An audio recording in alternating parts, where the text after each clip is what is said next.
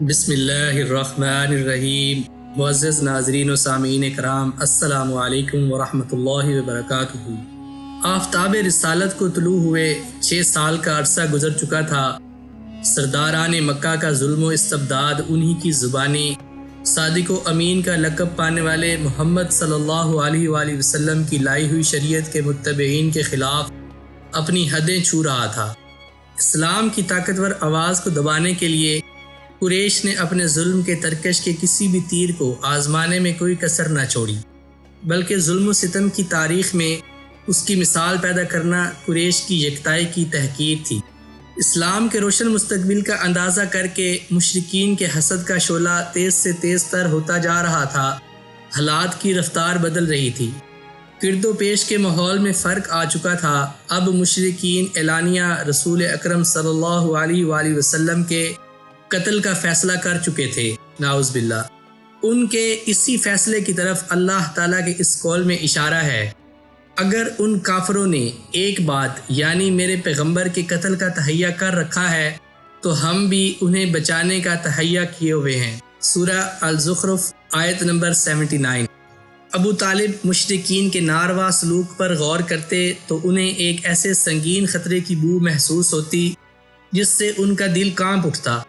انہوں نے جب دیکھا کہ قریش ہر جانب سے ان کے بھتیجے کی مخالفت پر تل گئے ہیں، انہوں نے اپنے جد اعلیٰ عبد مناف کے 2 صاحبزادوں ہاشم اور مطلب کی اولاد پر مشتمل خاندانوں کو اکٹھا کیا اور یہ تجویز رکھی کہ اب تک وہ اپنے بھتیجے کی حمایت و حفاظت کا جو کام تنہا انجام دیتے رہے ہیں، اب اسے سب مل کر انجام دیں۔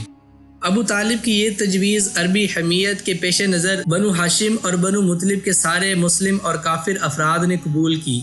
البتہ ابو طالب کا بھائی ابو لہب تنہا ایسا فرد تھا جس نے اسے منظور نہ کیا اور سارے خاندان سے الگ ہو کر مشرکین قریش سے جا ملا اور انہی کا ساتھ دینے لگا۔ اس کے برعکس صرف 4 ہفتے یا اس سے بھی کم مدت میں مشرکین کو 4 بڑے بڑے دھچکے لگ چکے تھے، یعنی حضرت حمزہ رضی اللہ عنہ نے اسلام قبول کیا، پھر حضرت عمر رضی اللہ عنہ مسلمان ہوئے، پھر محمد صلی اللہ علیہ وآلہ وسلم نے ان کی پیشکش یا سودے بازی مسترد کی، پھر قبیلہ بنی ہاشم و بنی مطلب کے سارے ہی مسلم و کافر افراد نے ایک ہو کر نبی صلی اللہ علیہ وآلہ وسلم کی حفاظت کا عہد و پیمان کیا۔ اس سے مشرکین چکرا گئے اور انہیں چکرانا ہی چاہیے تھا، کیونکہ ان کی سمجھ میں آ گیا کہ اگر انہوں نے نبی صلی اللہ علیہ وآلہ وسلم کے قتل کا اقدام کیا تو آپ صلی اللہ علیہ وآلہ وسلم کی حفاظت میں مکہ کی وادی مشرکین کے خون سے لالا زار ہو جائے گی، بلکہ ممکن ہے ان کا مکمل صفایا ہی ہو جائے۔ اس لیے انہوں نے قتل کا منصوبہ چھوڑ کر ظلم کی ایک اور راہ تجویز کی جو ان کی اب تک کی تمام ظالمانہ کارروائیوں سے زیادہ سنگین تھی۔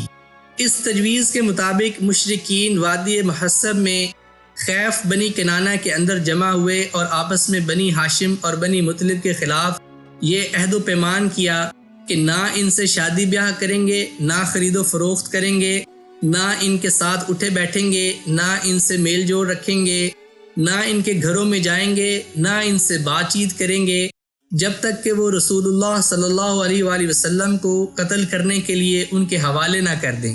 مشرکین نے اس بائیکاٹ کی دستاویز کے طور پر ایک صحیفہ لکھا جس میں اس بات کا عہد و پیمان کیا گیا تھا کہ وہ بنی ہاشم کی طرف سے کبھی بھی کسی صلح کی پیشکش کو قبول نہیں کریں گے، نہ ان کے ساتھ کسی طرح کی مروت برتیں گے جب تک کہ وہ رسول اللہ صلی اللہ علیہ وآلہ وسلم کو قتل کرنے کے لیے مشرکین کے حوالے نہ کر دیں۔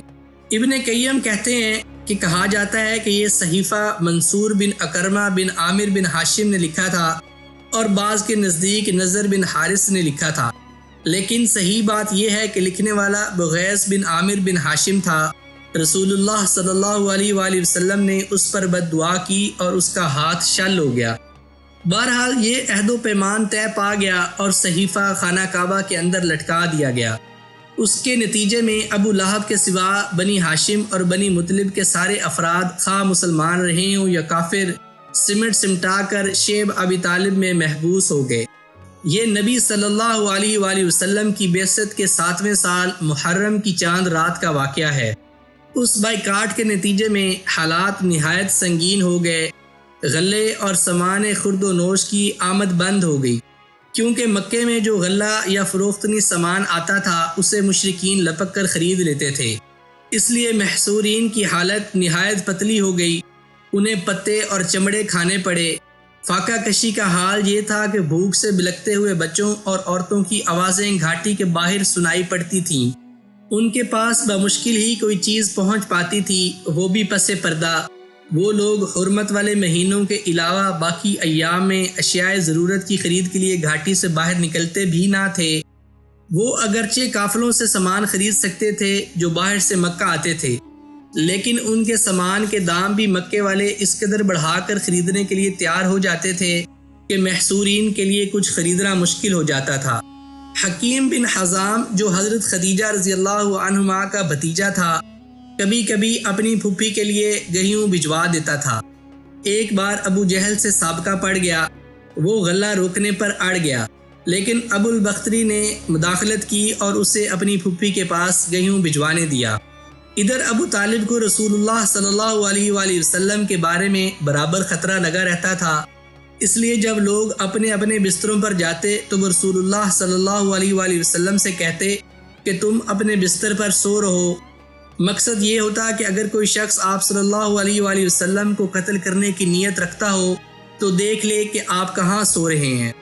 پھر جب لوگ سو جاتے تو ابو طالب آپ کی جگہ بدل دیتے، یعنی اپنے بیٹوں، بھائیوں یا بھتیجوں میں سے کسی کو رسول اللہ صلی اللہ علیہ وآلہ وسلم کے بستر پر سلا دیتے اور رسول اللہ صلی اللہ علیہ وآلہ وسلم سے کہتے کہ تم اس کے بستر پر چلے جاؤ۔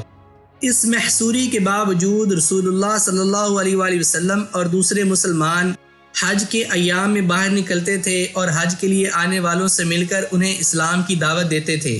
ان حالات پر پورے 3 سال گزر گئے۔ اس کے بعد محرم 10 نبوت میں صحیفہ چاک کیے جانے اور اس ظالمانہ عہد و پیمان کو ختم کیے جانے کا واقعہ پیش آیا۔ اس کی وجہ یہ تھی کہ شروع ہی سے قریش کے کچھ لوگ اگر اسی عہد و پیمان سے راضی تھے تو کچھ ناراض بھی تھے، اور انہی ناراض لوگوں نے اس صحیفے کو چاک کرنے کی تگ و دو کی۔ اس کا اصل محرک قبیلہ بنو عامر بن لوئی کا حشام بن عمرو نامی ایک شخص تھا۔ یہ رات کی تاریکی میں چپکے شیب ابی طالب کے اندر غلہ بھیج کر بنو ہاشم کی مدد بھی کیا کرتا تھا۔ یہ زہیر بن ابی امیہ مخزومی کے پاس پہنچا۔ زہیر کی ماں عاتقہ عبد المطلب کی صاحبزادی یعنی ابو طالب کی بہن تھیں، اور اس سے کہا، زہیر کیا تمہیں یہ گوارا ہے کہ تم تو مزے سے کھاؤ پیو اور تمہارے ماموں کا وہ حال ہے جسے تم جانتے ہو؟ زہیر نے کہا، افسوس میں تنہا کیا کر سکتا ہوں، ہاں اگر میرے ساتھ کوئی اور آدمی ہوتا تو میں اس صحیفے کو پھاڑنے کے لیے یقیناً اٹھ پڑتا۔ اس نے کہا، اچھا تو ایک آدمی اور موجود ہے؟ پوچھا، کون ہے؟ کہا، میں ہوں۔ زہیر نے کہا، اچھا تو اب تیسرا آدمی تلاش کرو۔ اس پر حشام مطعم بن عدی کے پاس گیا اور بنو ہاشم اور بنو مطلب سے جو کہ عبد مناف کی اولاد تھے، مطعم کے قریبی نسبی تعلق کا ذکر کر کے اسے ملامت کی کہ اس نے اس ظلم پر قریش کی ہم نوائی کیوں کر کی۔ یاد رہے کہ مطعم بھی عبد مناف ہی کی نسل سے تھا۔ مطعم نے کہا، افسوس میں تنہا کیا کر سکتا ہوں۔ حشام نے کہا، ایک آدمی اور موجود ہے۔ مطعم نے پوچھا، کون ہے؟ حشام نے کہا، میں۔ مطعم نے کہا، ایک تیسرا آدمی تلاش کرو۔ حشام نے کہا، یہ بھی کر چکا ہوں۔ پوچھا، وہ کون ہے؟ کہا، زہیر بن ابی امیہ۔ مطعم نے کہا، اچھا تو اب چوتھا آدمی تلاش کرو۔ اس پر حشام بن عمرو ابو البختری بن حشام کے پاس گیا اور اس سے بھی اسی طرح کی گفتگو کی جیسی مطعم سے کی تھی۔ اس نے کہا، بھلا کوئی اس کی تائید بھی کرنے والا ہے؟ حشام نے کہا، ہاں۔ پوچھا، کون؟ کہا، زہیر بن ابی امیہ، مطعم بن عدی اور میں۔ اس نے کہا، اچھا تو اب پانچواں آدمی ڈھونڈو۔ اس کے لیے حشام زما بن اسود بن مطلب بن اسد کے پاس گیا اور اس سے گفتگو کرتے ہوئے بنو ہاشم کی قرابت اور ان کے حقوق یاد دلائے۔ اس نے کہا، بھلا جس کام کے لیے مجھے بلا رہے ہو اس سے کوئی اور بھی متفق ہے؟ حشام نے اسبات میں جواب دیا اور سب کے نام بتلائے۔ اس کے بعد ان لوگوں نے حجون کے پاس جمع ہو کر آپس میں یہ عہد و پیمان کیا کہ صحیفہ چاک کرنا ہے۔ زہیر نے کہا میں ابتدا کروں گا، یعنی سب سے پہلے میں ہی زبان کھولوں گا۔ صبح ہوئی تو سب لوگ حسب معمول اپنی اپنی محفلوں میں پہنچے۔ زہیر بھی ایک جوڑا زیب تن کیے ہوئے پہنچا۔ پہلے بیت اللہ کے ساتھ چکر لگائے، پھر لوگوں سے مخاطب ہو کر بولا، مکے والو، کیا ہم کھانا کھائیں، کپڑے پہنیں اور بنو ہاشم تباہ و برباد ہوں؟ نہ ان کے ہاتھ بیچا جائے، نہ ان سے کچھ خریدا جائے۔ خدا کی قسم میں بیٹھ نہیں سکتا یہاں تک کہ اس ظالمانہ اور قرابت شکن صحیفے کو چاک کر دیا جائے۔ ابو جہل جو مسجد حرام کے ایک گوشے میں موجود تھا بولا، تم غلط کہتے ہو، خدا کی قسم اسے پھاڑا نہیں جا سکتا۔ اس پر زمع بن اسود نے کہا، بخدا تم زیادہ غلط کہتے ہو، جب یہ صحیفہ لکھا گیا تھا تب بھی ہم اس سے راضی نہ تھے۔ اس پر ابو البختری نے گرہ لگائی، زمع ٹھیک کہہ رہا ہے، اس میں جو کچھ لکھا گیا ہے اس سے نہ ہم راضی ہیں نہ اسے ماننے کو تیار ہیں۔ اس کے بعد مطعم بن عدی نے کہا، تم دونوں ٹھیک کہتے ہو اور جو اس کے خلاف کہتا ہے غلط کہتا ہے۔ ہم اس صحیفہ سے اور اس میں جو کچھ لکھا ہوا ہے اس سے اللہ کے حضور برات کا اظہار کرتے ہیں۔ پھر حشام بن عمرو نے بھی اسی طرح کی بات کہی۔ یہ ماجرا دیکھ کر ابو جہل نے کہا، یہ بات رات میں طے کی گئی ہے اور اس کا مشورہ یہاں کی بجائے کہیں اور کیا گیا ہے۔ اس دوران ابو طالب بھی حرم پاک کے ایک گوشے میں موجود تھے۔ ان کے آنے کی وجہ یہ تھی کہ اللہ تعالیٰ نے رسول اللہ صلی اللہ علیہ وآلہ وسلم کو اس صحیفے کے بارے میں یہ خبر دی تھی کہ اس پر اللہ تعالیٰ نے کیڑے بھیج دیے ہیں جنہوں نے ظلم و ستم اور قرابت شکنی کی ساری باتیں چٹ کر دی ہیں اور صرف اللہ عز و جل کا ذکر باقی چھوڑا ہے۔ پھر نبی صلی اللہ علیہ وآلہ وسلم نے اپنے چچا کو یہ بات بتائی تو وہ قریش کو یہ کہنے آئے تھے کہ ان کے بھتیجے نے انہیں یہ خبر دی ہے، اگر وہ جھوٹا ثابت ہوا تو ہم تمہارے اور اس کے درمیان سے ہٹ جائیں گے اور تمہارا جو جی چاہے کرنا، لیکن اگر وہ سچا ثابت ہوا تو تمہیں ہمارے بائیکاٹ اور ظلم سے باز آنا ہوگا۔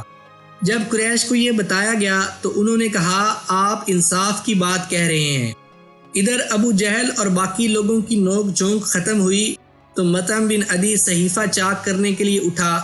کیا دیکھتا ہے کہ واقعی کیڑوں نے اس کا صفایا کر دیا ہے، صرف بسمک اللہم باقی رہ گیا ہے اور جہاں جہاں اللہ کا نام تھا وہ بچا ہے یا کیڑوں نے اسے نہیں کھایا تھا۔ اس کے بعد صحیفہ چاک ہو گیا۔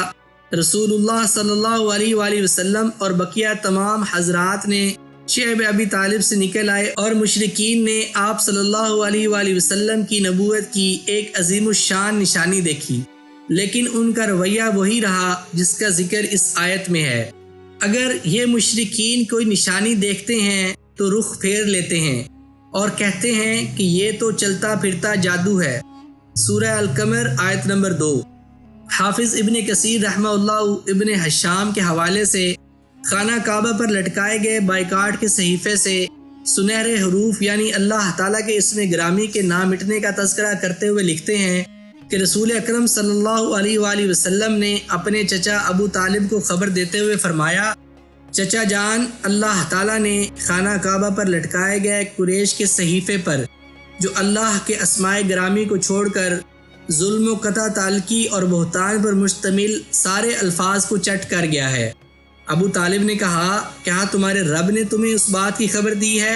آپ صلی اللہ علیہ وآلہ وسلم نے فرمایا، ہاں۔ ابو طالب نے کہا، پھر اللہ کی قسم تم تک کوئی نہیں پہنچ سکتا۔ اس کے بعد ابو طالب شعب ابی طالب سے نکل کر قریش کے پاس آئے اور ان سے یوں مخاطب ہوئے، قریشیو، میرے بھائی کے بیٹے محمد نے مجھے یہ بات بتائی ہے کہ اللہ کے نام کے سوا ظلم و عدوان اور قطع تعلقی اور بہتان پر مشتمل سارے الفاظ دیمک چٹ کر گیا ہے، لہٰذا تم اپنے صحیفے کے پاس چلو اور اسے اتار کر دیکھو۔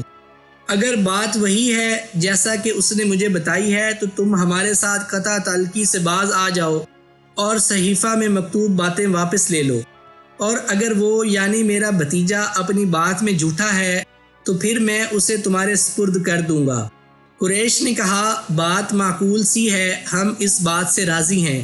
چنانچہ صحیفہ دیکھا گیا تو سنہرے حروف یعنی اللہ عز و جل کے اسماء گرامی جوں کہ توں باقی تھے۔ اس کے برخلاف ظلم و عدوان اور بہتان و قطع تلقی پر مشتمل الفاظ دیمک کی نظر ہو گئے تھے۔ اس واقعے سے یہ سبق ملتا ہے کہ تاریخ اسلامی کے سنہرے حروف اور ان کے انمٹ نقوش تا قیام قیامت باقی رہیں گے، اور ان کا متبع ایک گروہ ہمیشہ حق پر غالب رہے گا، جس کی پیشین گوئی رسول اکرم صلی اللہ علیہ وآلہ وسلم کی زبانی بخاری و مسلم میں کی گئی ہے۔ معزز ناظرین و سامعین کرام، میں امید کرتا ہوں کہ آپ کو آج کی ویڈیو ضرور پسند آئی ہوگی۔ اگر آپ کو پسند آئی ہے تو اسے لائک، شیئر اور سبسکرائب ضرور کر دیجیے گا۔ مجھے اپنی دعاؤں میں یاد رکھیے گا۔ جزاک اللہ۔